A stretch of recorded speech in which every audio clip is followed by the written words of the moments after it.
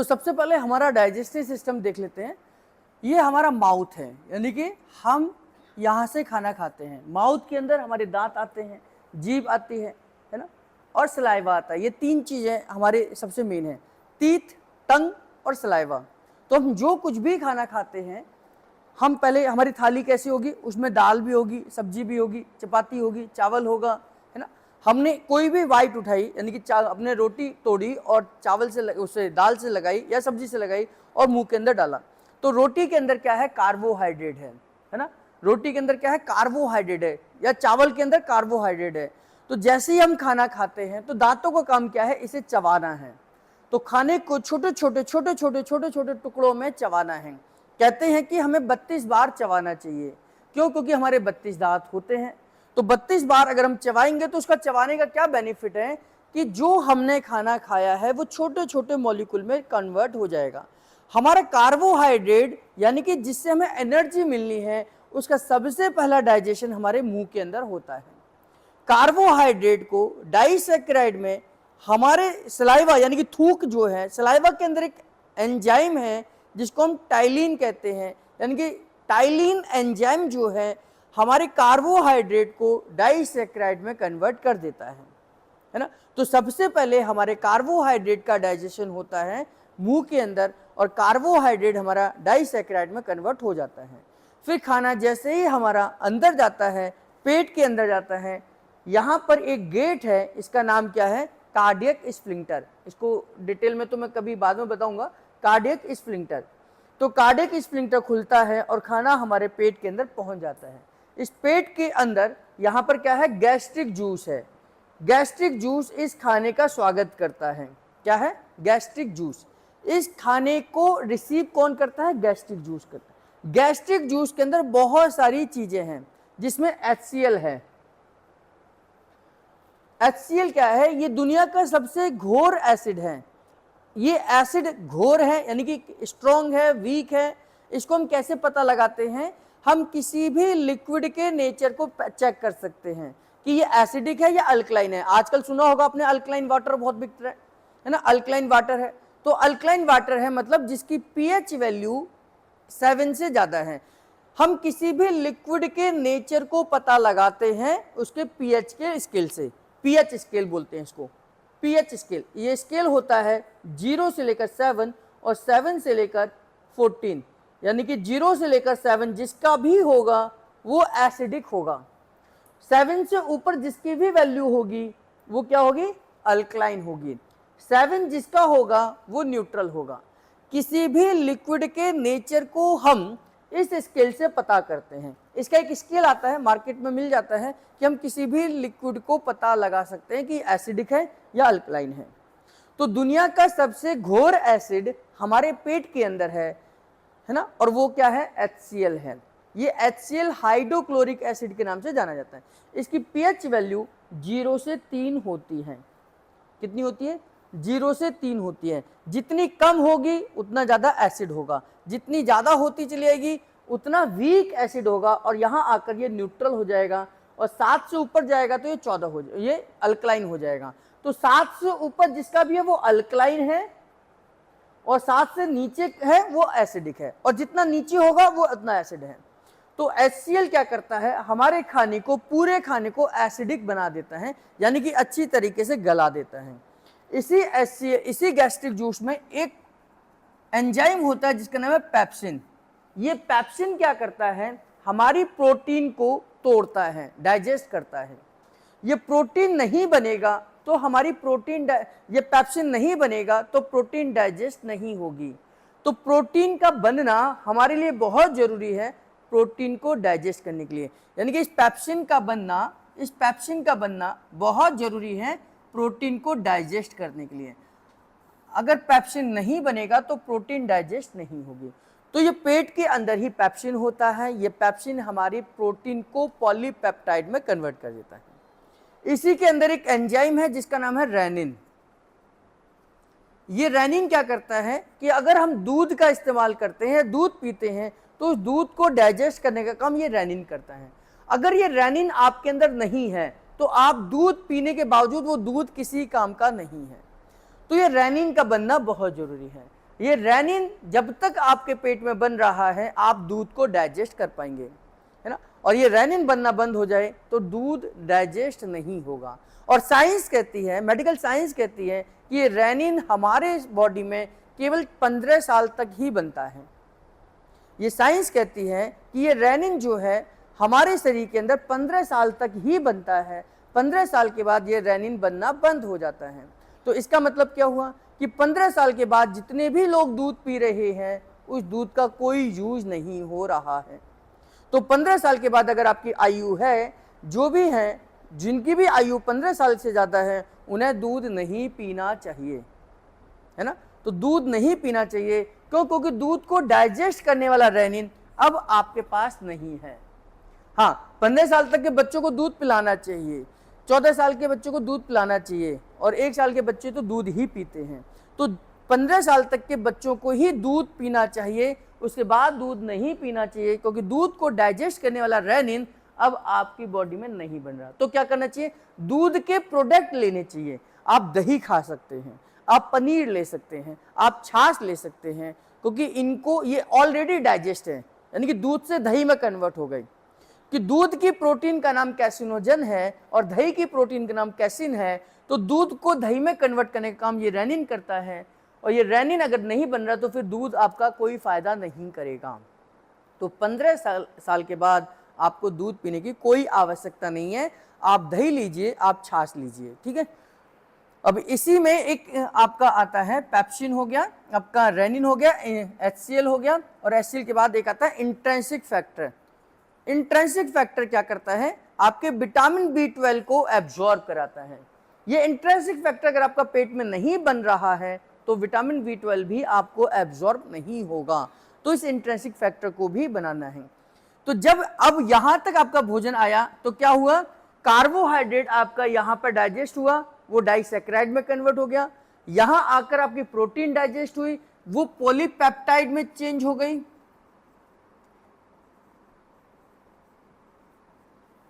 ये पॉलीपेप्टाइड में चेंज हो जाती है प्रोटीन आपकी, है ना। अब खाना आगे बढ़ता है, यहां पर एक गेट बना हुआ है, इसको हम स्टमक बोलते हैं। स्टमक के बाद एक गेट आता है, इस गेट का नाम है पाइलोरिक स्फिंक्टर। ये पाइलोरिक स्फिंक्टर खुलता है और खाना धीरे धीरे कर आगे बढ़ता है।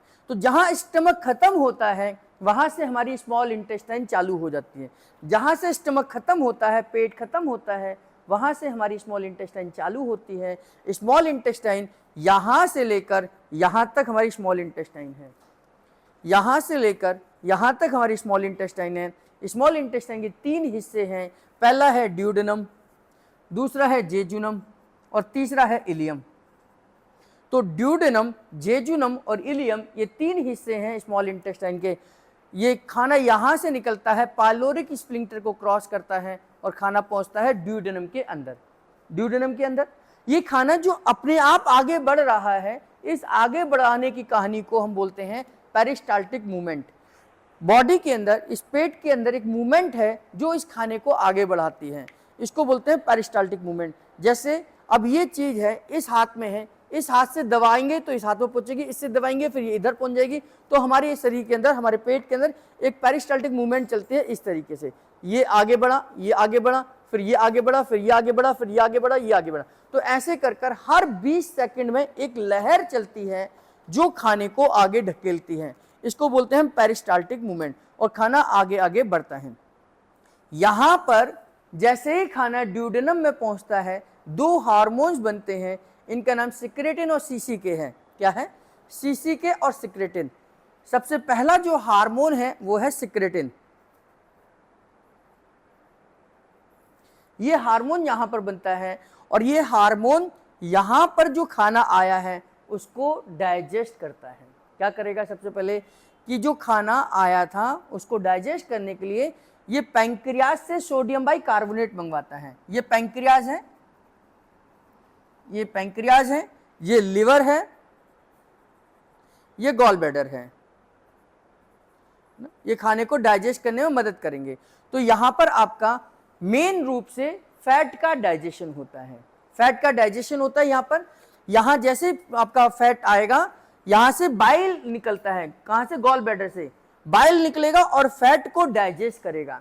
फैट को डाइजेस्ट करता है, इमल्सन कर देता है, यानी कि इसको गला देता है, इसे गला देता है। कौन? बाइल इसे गला देता है। कहते हैं ना गॉल ब्लैडर से बाइल जूस निकलता है और फैट को डाइजेस्ट करता है। तो गॉल ब्लैडर में बाइल जूस बनता नहीं है, स्टोर होता है। बनाता कौन है? लिवर बाइल जूस को बनाता है, बूंद बूंद कर कर बनाता है और इसे गॉल ब्लैडर में स्टोर कर देता है। जितनी भी घी तेल की मात्रा आपने भोजन में ली है, यानी कि खाने में खाई है ना, उसके हिसाब से बाइल जूस गॉल ब्लैडर से सिक्रीट होता है। उसके हिसाब से मान लीजिए आपने दलिया खाया तो उसमें फैट बहुत कम है, तो उसमें बाइल जूस थोड़ा सा निकलेगा। आपने पूरियां खाई हैं, तली हुई पूरियां खाई हैं, घी तेल वाली खाई हैं, तो उस समय पर बाइल ज्यादा बनेगा। क्यों? क्योंकि हमने घी तेल को डाइजेस्ट करना है। तो यहां पर आपका फैट डाइजेस्ट हुआ। यहीं पर आपका जो सीसी के हार्मोन था, दो हार्मोन बने ना, एक सिक्रेटिन और एक सीसी के। सीसी के हार्मोन सिक्रेटिन, सिक्रेटिन, सिक्रेटिन और सीसी के। तो सिक्रेटिन ने क्या करा? आपके फैट को डाइजेस्ट करने के लिए आपके बाइल जूस को मंगवाया, है ना। सिक्रेटिन ने क्या करा? फैट को डाइजेस्ट करने के लिए गॉल ब्लैडर से सिक्रेटिन को मंगवाया। अब ये जो सीसी के हार्मोन है, ये क्या करता है? पैंक्रियास से पैंक्रियाटिक मंगाता है, एंजाइम्स को मंगाता है। पैंक्रियास से 3 एंजाइम बनते हैं, अमाइलेज, लाइपेज और ट्रिप्सिन, है ना। अमाइलेज, लाइपेज और ट्रिप्सिन ये कहां से बनते हैं? पैंक्रियास से बनते हैं। ये कौन मंगवाता है? ये सीसी के मंगवाता है। तो सीसी के ने पैंक्रियास से अमाइलेज, लाइपेज और ट्रिप्सिन मंगवाया। अमाइलेज क्या करता है? जो यहां पर कार्बोहाइड्रेट डाइसैकेराइड में कन्वर्ट हुआ था, इसे मोनोसैकेराइड में कन्वर्ट कर देता है, यानी कि ग्लूकोज प्रॉपर तरीके से डाइजेस्ट हो जाता है पैंक्रियास से निकलने वाले अमाइलेज से। अमाइलेज प्रॉपर तरीके से कार्बोहाइड्रेट के डाइसैकेराइड को मोनोसैकेराइड में कन्वर्ट कर देता है। आपका लाइपेज क्या करता है? लाइपेज क्या करता है? ये जो फैट है इसको फ्री फैटी एसिड में कन्वर्ट कर देता है, फ्री फैटी एसिड में कन्वर्ट कर देता है, फ्री फैटी एसिड में कन्वर्ट कर देता है। कौन करता है? लाइपेज। लाइपेज क्या करता है? बाइल ने इस फैट को जो गलाया था, इस गले हुए फैट को फ्री फैटी एसिड में कन्वर्ट कर देता है। अब ट्रिप्सिन क्या करती है? ट्रिप्सिन क्या करती है? यहां पर हमने देखा था कि आपके पेप्सिन ने प्रोटीन को पॉलीपेप्टाइड में कन्वर्ट करा। पेट के अंदर पेप्सिन ने प्रोटीन को पॉलीपेप्टाइड में कन्वर्ट करा और इस पॉलीपेप्टाइड को ट्रिप्सिन क्या करेगी? एमिनो एसिड में कन्वर्ट कर देगी, एमिनो एसिड में कन्वर्ट कर देगी। तो यहां पर प्रॉपर तरीके से आपका खाने का डाइजेशन हो जाता है। यहां पर आकर आपका ड्यूडेनम के अंदर आपका कार्बोहाइड्रेट मोनोसैकेराइड में कन्वर्ट हो जाता है, आपका प्रोटीन एमिनो एसिड में कन्वर्ट हो जाता है, आपका फैट फ्री फैटी एसिड में कन्वर्ट हो जाता है। ये सब कहां होता है? ड्यूडेनम के अंदर होता है, यानी कि स्मॉल इंटेस्टाइन के पहले हिस्से में होता है। तो सबसे ज्यादा जो पेट की समस्या है वो यहां आती है।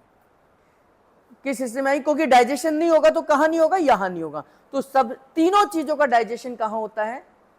तीनों चीजों का डाइजेशन कहां होता है? ड्यूडेनम में होता है। ड्यूडेनम वो जगह है जहां पर पैंक्रियास भी जुड़ा हुआ है, जहां पर लीवर भी जुड़ा हुआ है, जहां पर गॉल ब्लैडर भी जुड़ा है। तो ड्यूडेनम स्मॉल इंटेस्टाइन की वो जगह है, स्मॉल इंटेस्टाइन का वो हिस्सा है जहां पर लीवर, पैंक्रियास और गॉल ब्लैडर तीनों ही वहां जुड़े होते हैं। तो सबसे ज्यादा जो पेट की समस्या आती है वो ड्यूडेनम के अंदर आती है। इस ड्यूडेनम के आसपास का ट्रीटमेंट न्यूरोथेरेपी में हो सकता है। मेरे को समझाने का मतलब ये था कि हमारा ड्यूडेनम वाला हिस्सा जो है वो सबसे ज्यादा महत्वपूर्ण है आपके डाइजेशन के लिए। तो अगर आपका खाना डाइजेस्ट नहीं हो रहा है तो वो ड्यूडेनम की गड़बड़ी है। तो ड्यूडेनम की गड़बड़ी को ठीक करने के लिए न्यूरोथेरेपी में एक फॉर्मूला है, कौन सा? Waiter formula. न्यूरोथेरेपी में इस जगह के लिए जहां प्रॉपर तरीके से खाना डाइजेस्ट होता है, यहीं पर तो हुआ। इस प्रॉपर तरीके से खाने को डाइजेस्ट करने के लिए न्यूरोथेरेपी एक फॉर्मूला है, वेटर फॉर्मूला एक नाम है। इसमें पॉइंट आते हैं, ये फॉर्मूला हम सीखेंगे कि वेटर फॉर्मूला कैसे ठीक करेगा। यानी कि पेट से रिलेटेड अगर कोई समस्या आती है तो आप इस वेटर फॉर्मूले का इस्तेमाल कर सकते हैं। अब खाना यहाँ आकर डाइजेस्ट हो जाता है, खाना आगे बढ़ता है, जेजुनम तक पहुंचता है, जेजुनम के अंदर कुछ चीज़ें एब्जॉर्ब होती हैं, मतलब बॉडी के अंदर अब जाना शुरू करती हैं, यहाँ से सारी जगहों से एब्जॉर्ब होगा, बॉडी के अंदर जाना शुरू करती हैं, मिनरल्स और विटामिन अंदर जाना शुरू करते हैं और धीरे धीरे खाना हमारा इलियम वाले हिस्से में पहुंचता है, इलियम वाले हिस्से में पहुंचता है। इलियम वाला भाग हमारे सबसे ज्यादा महत्वपूर्ण है कि यहां तो डाइजेस्ट तो हो गया, लेकिन अब ये बॉडी में कहां से जाएगा, तो इलियम वाले हिस्से से जाता है। यहां पर दो पाइप बिछे हुए हैं, यहां पर दो पाइप हैं, ये इस तरीके से, ये दो पाइप हैं, यहां से खाना आएगा ऊपर से इस तरीके से और यहां से बॉडी में चला जाएगा। तो अगर जो खाना बॉडी में चला गया बस वही हमारे काम का है, जो बॉडी में नहीं गया यानी कि यहां से इस रास्तों से नहीं गया वो हमारे किसी काम का नहीं है। तो यहां पर तो ये डाइजेस्ट हुआ, ये डाइजेस्ट हुआ, ये एब्जॉर्ब यहां होगा। तो खाना हमारे तभी काम का है जब वो प्रॉपर तरीके से डाइजेस्ट हो और फिर वो एब्जॉर्ब हो। तो यहां डाइजेस्ट होता है, यहां एब्जॉर्ब होता है, यहां डाइजेस्ट होता है, यहां एब्जॉर्ब होता है। तो इस एब्जॉर्ब होना बहुत जरूरी है, तब जाकर ये बॉडी के अंदर जाएगा। तो ये ब्लड वेसल्स और लिम्फ वेसल्स, ये दो रास्ते हैं जहां से खाना जो डाइजेस्ट हुआ है वो अंदर चला जाएगा।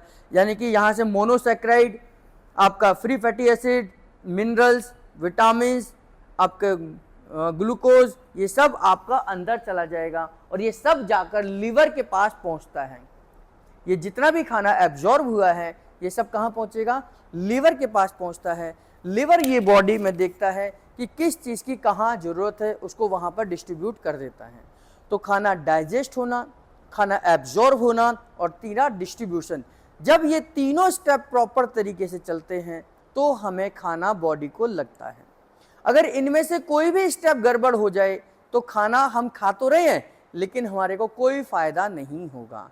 तो पहले डाइजेशन जो यहाँ हुआ, एब्जॉर्प्शन जो यहाँ हुआ और डिस्ट्रीब्यूशन जो लिवर करेगा। लिवर थायराइड के साथ मिलकर हमारे खाने को डिस्ट्रीब्यूट करता है कि आपके कहाँ विटामिन्स की जरूरत है, कहाँ मिनरल्स की जरूरत है। तो यहाँ की गड़बड़ी को भी हम ठीक करते हैं, इसके लिए हम कोल्ड ट्रीटमेंट देते हैं, कोल्ड ट्रीटमेंट देते हैं। ये फॉर्मूलेज के नाम है। तो जैसे जैसे स्टेप हम फॉर्मूलेज आएंगे वैसे वैसे आपको समझ आ जाएगा कि हमें क्या करना है। अगर खाना एब्जॉर्ब नहीं हो रहा है तो हमें कौन सा फॉर्मूला देना है, कोल देना है। खाना डाइजेस्ट नहीं हो रहा तो कौन सा देना है, वेटर फॉर्मूला देना है। ठीक है, तो वेटर फॉर्मूला खाना डाइजेस्ट करने के लिए, एब्जॉर्ब करने के लिए कोल्ड ट्रीटमेंट हम देते हैं। कोल और प्लस अजय नॉर्मल, ये खाने को एब्जॉर्ब कराते हैं। जो खाना एब्जॉर्ब नहीं हुआ, यहां एब्जॉर्ब नहीं हुआ, वो सब हमारा लार्ज इंटेस्टाइन में आ जाता है। ये हमारी लार्ज इंटेस्टाइन है, ये हमारी क्या है, लार्ज इंटेस्टाइन। लार्ज इंटेस्टाइन के अलग अलग हिस्से हैं। ये असेंडिंग कॉलोन है, ये ट्रांसवर्स कॉलोन है, ये डिसेंडिंग कॉलोन है, ये सिग्मोइड कॉलोन है, ये रेक्टम है और एनएस के थ्रू मोशन बाहर आ जाता है। तो कभी आप पूरा कोर्स करेंगे तो मैं इसके एक एक हिस्से के फंक्शन को बताऊंगा आपको। आज केवल आपको ये समझाने की कोशिश कर रहा था कि खाना यहाँ पर डाइजेस्ट होता है, यहाँ पर एब्जॉर्ब होता है और यहाँ से आगे बढ़कर यहाँ पर कॉन्स्टिपेशन होता है। हमारे सिग्मोइड कॉलोन में सबसे ज़्यादा कॉन्स्टिपेशन हो सकता है। सिग्मोइड कॉलोन हमारा कॉन्स्टिपेशन का वो हिस्सा है जहाँ पर अगर आपको कॉन्स्टिपेशन है तो हमें इसको स्टिमुलेट करने की ज़रूरत है। तो इस भाग को हम स्टिमुलेट करते हैं। न्यूरोथेरेपी में हमारे पास पॉइंट है जिसमें हमारा 2S45 और ऑर्गन क्लियरेंस देकर हम कॉन्स्टिपेशन को ठीक करते हैं। तो कॉन्स्टिपेशन है तो कहाँ दिक्कत हुई, यहाँ दिक्कत हुई है ना। और अगर खाना एब्जॉर्ब नहीं हो रहा तो कहाँ दिक्कत है, वो यहाँ दिक्कत है। खाना डाइजेस्ट नहीं हो रहा तो कहाँ दिक्कत है, यहाँ दिक्कत है। और खाना यहाँ से हम इनटेक करते हैं। तो इस तरीके से डाइजेस्टिव सिस्टम में हमारे जहाँ जहाँ गड़बड़ी है उस चीज़ के लिए हम फॉर्मूला दे सकते हैं। हम वैसे न्यूरोथेरेपी में पूरे डाइजेस्टिव सिस्टम को स्टिमुलेट कर सकते हैं। पैंक्रियास के लिए अलग पॉइंट है, लिवर के लिए अलग पॉइंट है, गॉल ब्लैडर के लिए अलग पॉइंट है, हमारे स्टमक के लिए अलग पॉइंट है, इंटेस्टाइन के लिए अलग पॉइंट है। लेकिन अभी उतने डिटेल में हम पढ़ेंगे तो सब ऊपर से चला जाएगा। तो मेन हमारा कि खाना डाइजेस्ट हो, एब्जॉर्ब हो और कॉन्स्टिपेशन, इन तीनों के लिए हमारे पास न्यूरोथेरेपी में फॉर्मूलेज हैं जिनका इस्तेमाल हम कर सकते हैं।